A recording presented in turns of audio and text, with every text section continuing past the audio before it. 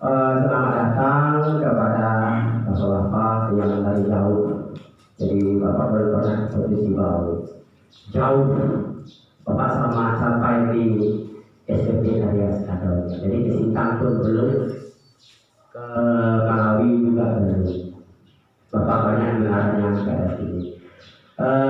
Bapak lahirnya tahun 1967 lahirnya.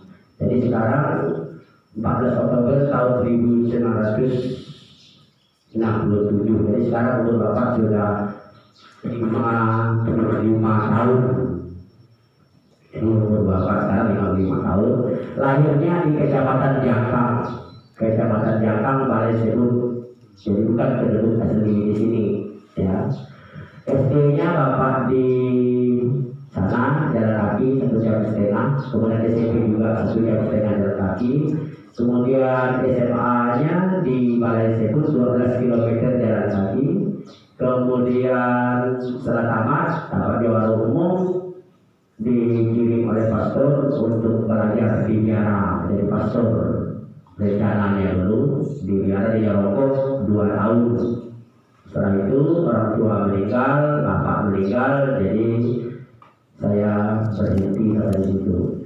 Kemudian saya merantau ke sini, ke Paridu ini. Ya, Paridu ini selama 7 bulan merantau di sini. Waktu itu masih menyadap kebun sari alam macam di posisi bawah sana. Ya, waktu itu bapak harga kali waktu itu 3.000 rupiah ya.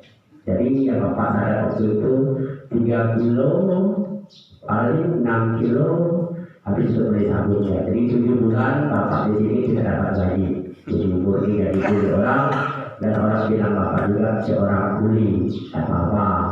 Ya. Nah. Kemudian pas ada cewek lewat, tadi ada jodoh di sini lalu nikah dengan ibu. Ya. Nikah dengan ibu, perjalanan hidup tanah keadaan. Waktu itu dikasihkan mertua bapak pada 1 kapling itu 2 hektar kelapa sawit, itu untuk modal.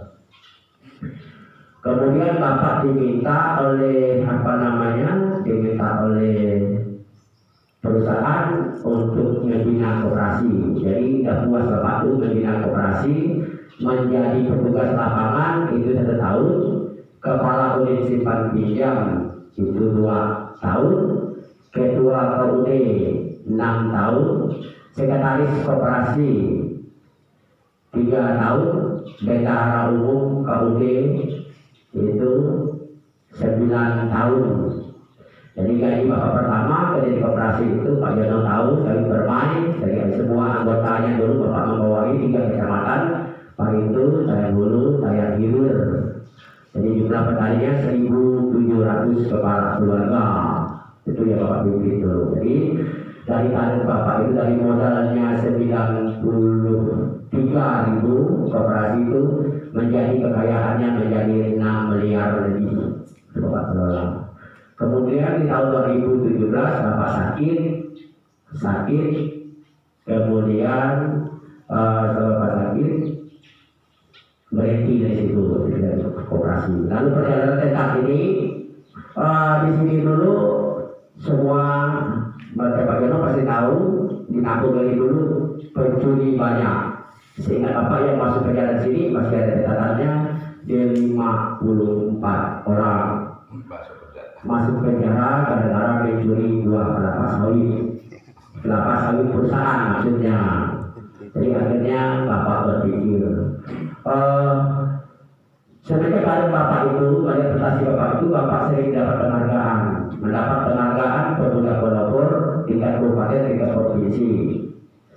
Pertama dibawa ke Jakarta 20 hari, cuma punya bapak cuma 10 hari, itu biaya dari Pemda semua. Karena apa? Karena di Jakarta sana, disitulah bapak melihat siapa kita yang sebenarnya.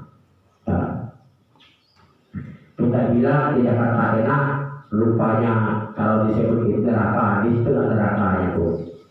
Ya, jadi jangan dianggap Jakarta itu surga, itu nerakanya. sehari 2 hari enak. Jadi bangsa Indonesia itu tidak terasa, kita sebagai bangsa itu tidak terasa. Karena apa? Kita pakai mobil, punya mobil, lewat jalan tol, bayar.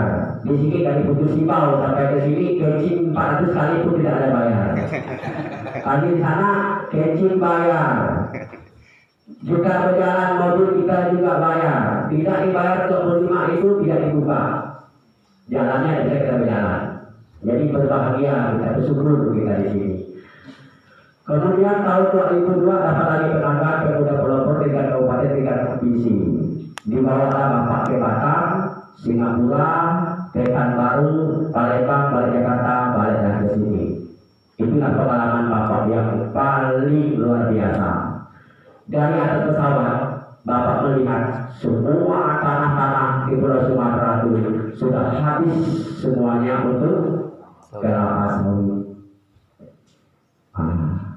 Bapak berpikir kalau orang Kalimantan ini pemalas nanti pasti tanah orang Kalimantan pasti habis untuk orang. Pikir Bapak, terpikir Bapak itu. Mereka di sana sudah maju. Penduduk aslinya di sana semua terpinggirkan. Yang maju di sana adalah orang-orang Jawa. Orang-orang Jawa yang bermigrasi, mereka maju karena mereka bekerja keras.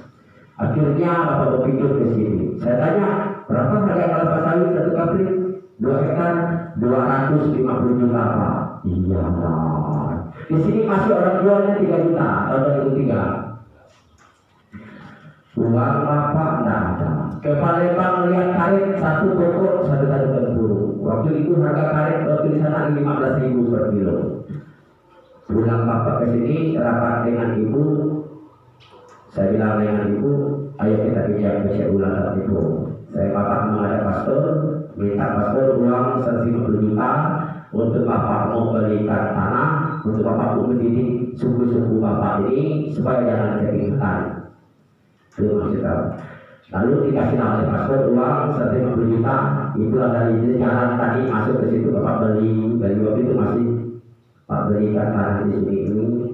Itu saja modal untuk meminta dipinjam berani-beraninya. Saya bilang kalau CU kalau tidak terbayar, saya akan kasihkan tanah itu kembali ke CU. Alhamdulillah, syukur sampai hari ini bisa kita kumpul di sini. Modal nol. Kerjakan Bapak di sini, Bapak tanam sayur, tanam semangka 2 bungkus. Waktu itu 1 kilonya 3.000. Dapat 2 ton, dapat 6 juta beli Bapak tanah. Tanam lagi sayur-sayur, beli Bapak tanah lagi. Akhirnya terbayar juga. Mendidik segala karir. Belajar di tempat Bapak ini pelatihan karir di SMDP Sanggau dulu. Modal buku itu sampai sekarang masih ada bukunya. Lalu Bapak tidak yang Bapak ajarkan kepada anak-anak juga itu. Bapak bikin karet. Jadi sampai dari 2005 sampai hari ini karet Bapak yang sudah laku 4 juta lebih bikin karet. Lalu sekarang Bapak pun beli tanah sudah seingat Bapak yang untuk beli tanah itu 1.600.000 juta. Yang beli tanah saja. Jadi sekarang sertifikat Bapak 100 lebih sertifikat tanah. Jadi ini ceritanya, ini Bapak tidak tahu kenapa bisa ini terjadi. Bapak bangun rumah, Bapak dimarah mertua, Bapak bergila bikin rumah di hutan. Bapak berpikir, mengapa orang Sumatera datang ke tempat kita ini, dia bikin camp di hutan, dia bikin camp di lamannya kelapa sawit. Kok kita mau pergi ke kota? Kok orang yang sana itu mau pergi ke hutan? Kembali. Kalau kita orang yang bukan, kalau dia bikin rumah di kota, di Putus Sibau kan, di Skadau kan, di Sintang kan, segala hutan itu dijualnya. Padahal orang yang di sana itu malah pergi ke hutan. Itu paling dunia. Dari saya berpikir begitu, akhirnya Bapak di sini ini yang masuk orang pertama 2005 orang Jepang, 6 bulan di sini, kemudian masuk SMP Karya Skadau, masuk yang sekolah-sekolah lain. Jadi Bapak tidak pernah jadi banyak petaninya mungkin sudah 3.000-an petaninya di sini.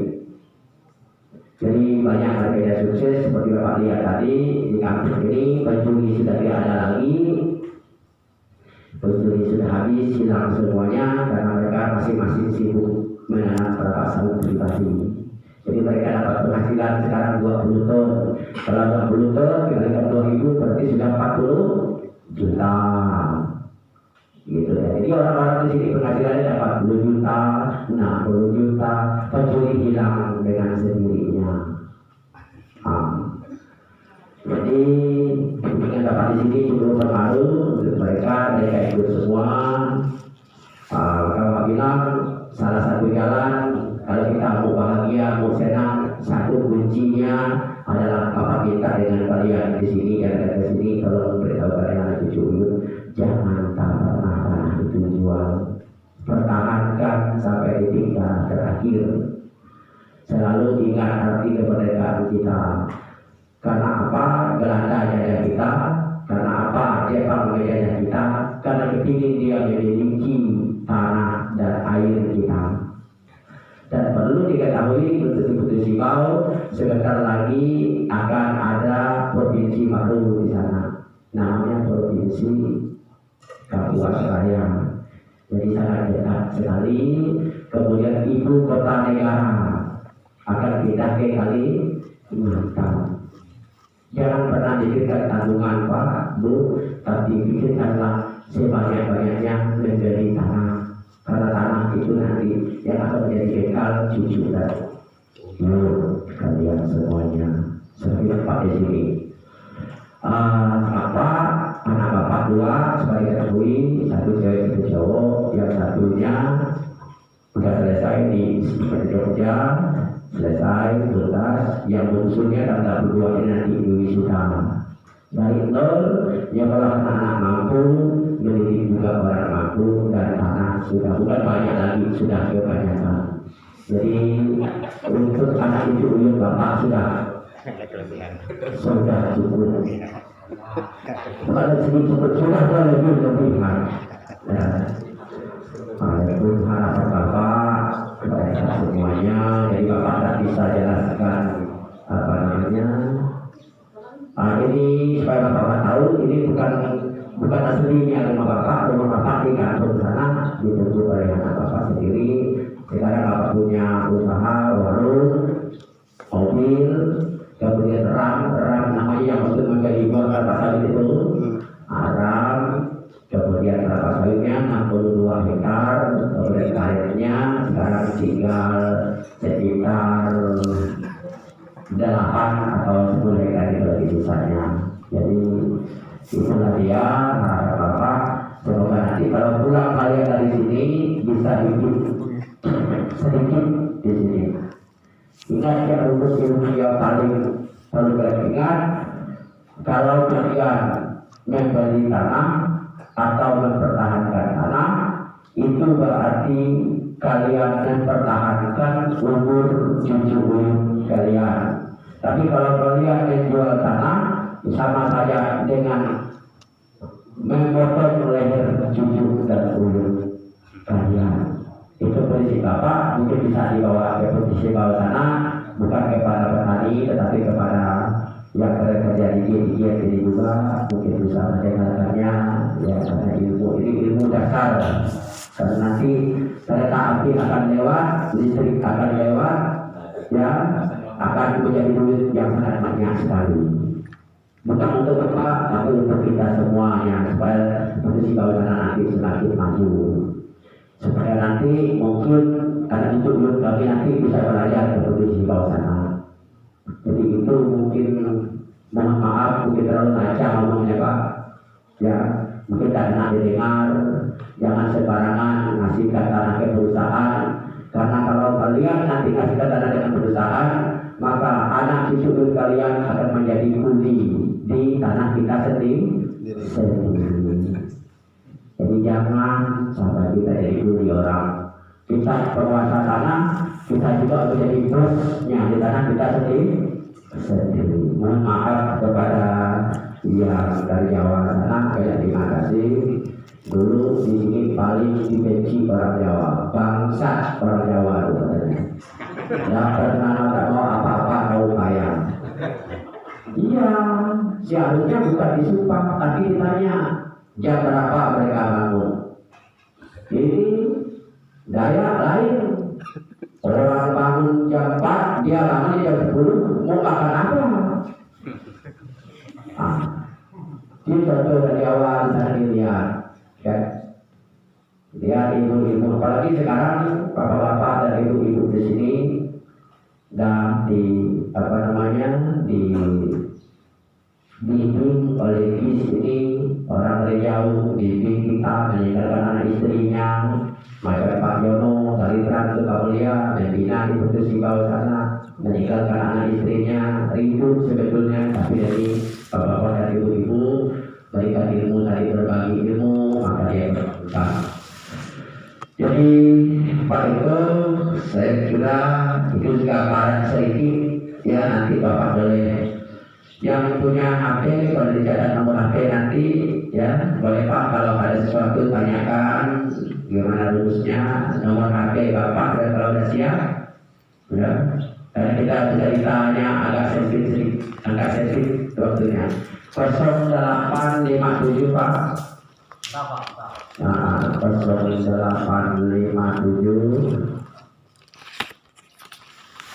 5030 5241.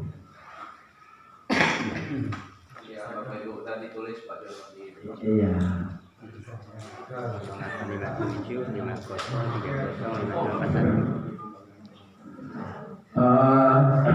Untuk tambahan ada diketahui, jadi di sini Bapak lihat foto anak-anak di sini ini semua anak siswa SMK yang sedang magang di sini ada 1.300 lebih.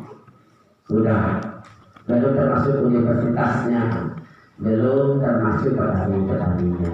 Jadi 1.300 lebih semuanya yang anak SMK. Jadi ilmu ini sebetulnya sudah menyebar. Kebetulan kemarin selama ini kita susah itu Pak, susah menoreh karena hari hujan. Ya, sekarang sudah ada payung karet yang di kerjasama dengan Gubernur.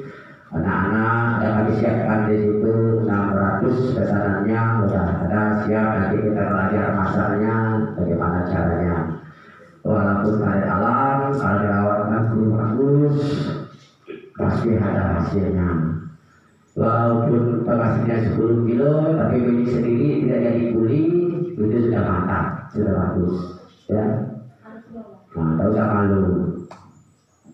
Mungkin hanya itu yang ingin Bapak sampaikan. Kalau ada yang mau ditanyakan, Bapak beri kesempatan, dipersilakan sekali itu saja.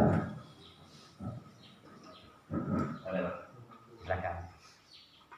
Saya namanya Pak Mansuri dari Solo, khususnya dari Kecamatan Gunung Sukuai.